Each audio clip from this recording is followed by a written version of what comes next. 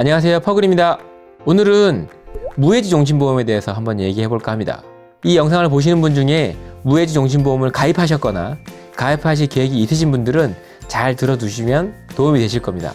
일반적으로 종신보험이라 하면 이 보험을 가입하고 누군가가 죽게 되었을 때 납입했던 보험료보다 더 높은 수준의 사망보험금을 남아있는 가족들에게 지급하게 함으로써 가족들이 경제적으로 위기를 겪지 않도록 좋은 의도에서 만들어진 금융상품이 종신보험입니다. 그래서 대부분은 경제적 책임을 지고 있는 가장들이 가족과 자녀들을 위해서 가입하는 경우가 많고요.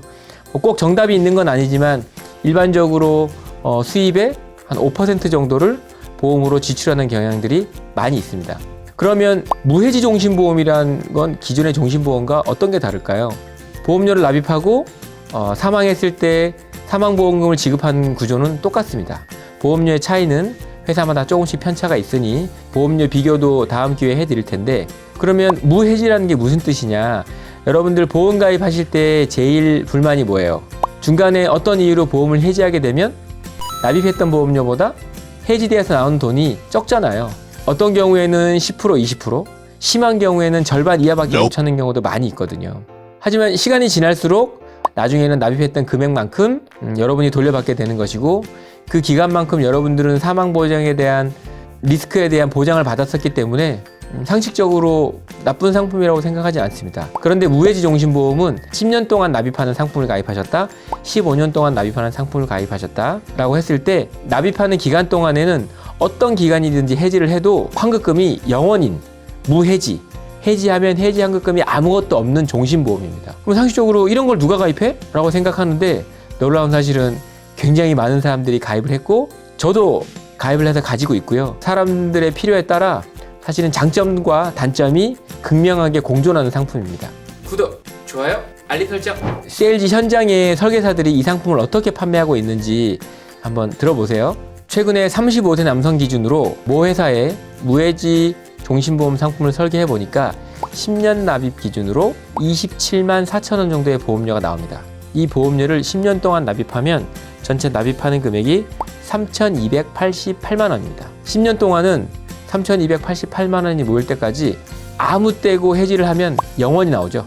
근데 10년이 지나는 순간 해지 환급금이 3,817만 6천 원으로 약 114% 정도의 퍼센테이지가 환급이 됩니다.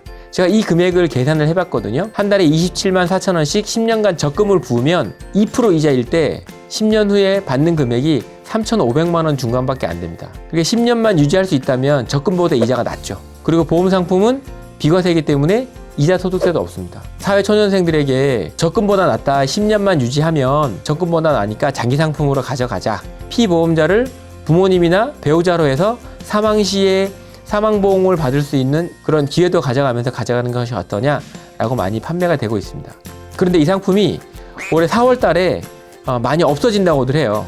이 무해지 종신보험을 10년 동안 유지할 자신이 있으시다면 가입하시길 권해드리고, 현재 가입하신 분 중에 과도하게 가입해서 손해가 될 것 같으시면 이 상품을 어떻게 유지해야 될지 도움이 필요하시다면 저희 쪽에 또 연락을 주시면 제가 언제든지 도움을 드리도록 하겠습니다. 이런 얘기 하시는 분이 있어요. 적금처럼 가입하면 안 될까요? 제가 보험회사에 몸담고 있는 내부자로서 그냥 통계 자료 정도로 말씀드리는 것이 좋을 것 같은데, 일반적으로 보험을 가입해서 10년 이상 유지하는 퍼센테이지가 실제로는 50%가 채 되지 않습니다. 이유는 보험 상품이 나쁘기 때문이 아니라 사실은 10년의 기간 동안에 사람들에게 어떤 변수가 생길지 모르기 때문에, 만약에 적금처럼 이 보험을 가입하신다고 하면 수입에서 어떤 경우라도 꾸준히 불입할 수 있는 적당한 금액으로 하시고, 다만 보험금이 필요하시고 유지하실 수만 있다면 전 이 상품을 권해드리고, 과도하게 적금이라고 생각해서 무조건 부을 수 있겠지라는 장밋빛 생각만 가지고 가입하신다면 금액 조정을 하시거나 전문가와 상담해 보시기를 권해드립니다. 꼭 무해지 종신보험이 아니어도요, 증권사나 보험사에 여러분들의 라이프 스타일에 맞는 포트폴리오라고 하잖아요. 여러분들의 자금 목적에 따라 기간과 수익률과 목적 시기에 따라서 여러 가지 상품들을 분산하고 나누어서 적립하는 것이 현명한 방법이라고 생각이 듭니다. 그리고 메일이나 쪽지로 주세요. 저도 유선상으로 또는 메일로 해서 솔루션을 드리도록 하겠습니다. 지금까지 무해지 종신보험에 대해서 말씀을 드렸고요. 필요치 않으신데 쓸데없는 보험들 가입하지 마시고 여러분들의 경제활동에 현명한 보험 소비 되시길 바랍니다. 지금까지 퍼글이었습니다.